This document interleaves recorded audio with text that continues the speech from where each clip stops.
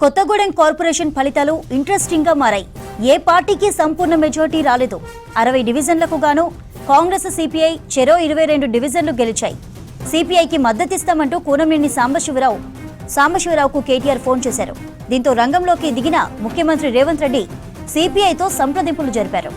సిపిఐకి mayor పదవి ఇచ్చేందుకు అంగీకరించినట్లు తెలుస్తోంది. డిప్యూటీ మేయర్ పదవి తీసుకునేందుకు కాంగ్రెస్ సూత్రప్రాయంగా అంగీకరించినట్టు తెలుస్తోంది. కొత్తగూడెం కార్పొరేషన్ ఫలితాలు ఇంట్రెస్టింగ్ గా మారాయి. ఏ పార్టీకి సంపూర్ణ మెజారిటీ రాలేదు. 60 డివిజన్లకు గాను కాంగ్రెస్, సిపిఐ చెరో 22 డివిజన్లు గెలిచాయి. సిపిఐకి మద్దతిస్తామంటూ కూనంనేని సాంబశివరావుకు కేటీఆర్ ఫోన్ చేశారు. దీంతో రంగంలోకి దిగిన ముఖ్యమంత్రి రేవంత్ రెడ్డి సిపిఐతో సంప్రదింపులు జరిపారు. సిపిఐకి మేయర్ పదవి ఇచ్చేందుకు అంగీకరించినట్లు తెలుస్తోంది. డిప్యూటీ మేయర్ పదవిని తీసుకునేందుకు కాంగ్రెస్ సూత్రప్రాయంగా అంగీకరించినట్లు తెలుస్తోంది.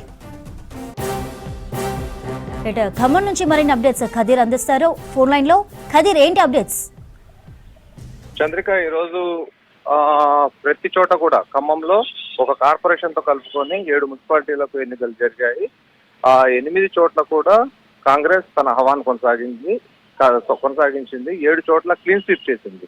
ఒక చోట కొత్తగూడెం కార్పొరేషన్ ఏదైతే ఉందో అక్కడ 60 డివిజన్లకు గాను 22 కాంగ్రెస్ పార్టీకి, సిపిఐ పార్టీకి 22 వచ్చాయి. దాంతో పాటుగా బీఆర్ఎస్ పార్టీకి 8, ఇండిపెండెంట్లు 6, 1 బీజేపీ సీట్ కైవసం చేసుకుంది. అయితే ఈ క్రమంలో ఇప్పుడు ప్రస్తుతం ఇక్కడ హంగు రావడంతో ఇప్పటికే కేటీఆర్ ఒక ఆఫర్ ఇచ్చాను, వాళ్ళకి మేము మద్దతు ఇస్తున్నామని చెప్పేసి ఒక ప్రకటన చేయడం జరిగింది. దాంతో కొంత ఇక్కడ గందరగోళ పరిస్థితులు ఏర్పడ్డాయి. అయితే యాక్చువల్ గా వీళ్ళు సిపిఐ పార్టీ జిల్లాతో పాటుగా రాష్ట్ర వ్యాప్తంగా, దేశవ్యాప్తంగా పొత్తు కొనసాగుతా ఉంది.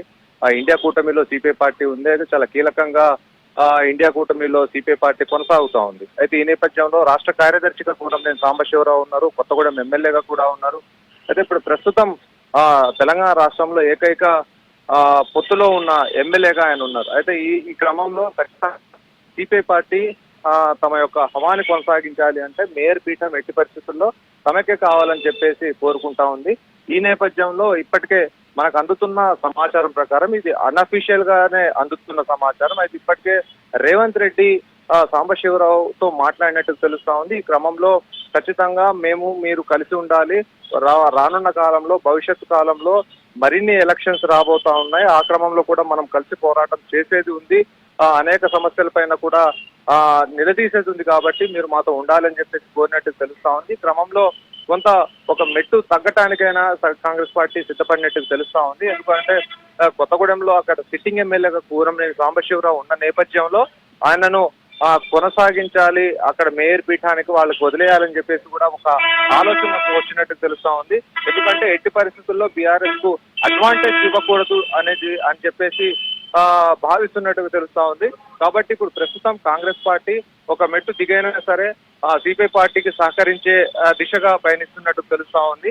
ఎందుకు అనంటే జిల్లానే కాదు, రాష్ట్ర వ్యాప్తంగా, దేశవ్యాప్తంగా ఈ కూటమిలో కొనసాగాల్సి ఉంటుంది. కాబట్టి చిన్న చిన్న అంశాల దగ్గర పంతానికి పోతే ఆ కూటమిలో విభేదాలు వచ్చే అవకాశం ఉన్న నేపథ్యంలో ఇక్కడ కొంత బిడియంగా ఉన్నా కానీ కొంత వదులుగా ఉండాలన్నట్టుగా భావిస్తున్నట్టుగా తెలుస్తా ఉంది. చంద్రిక.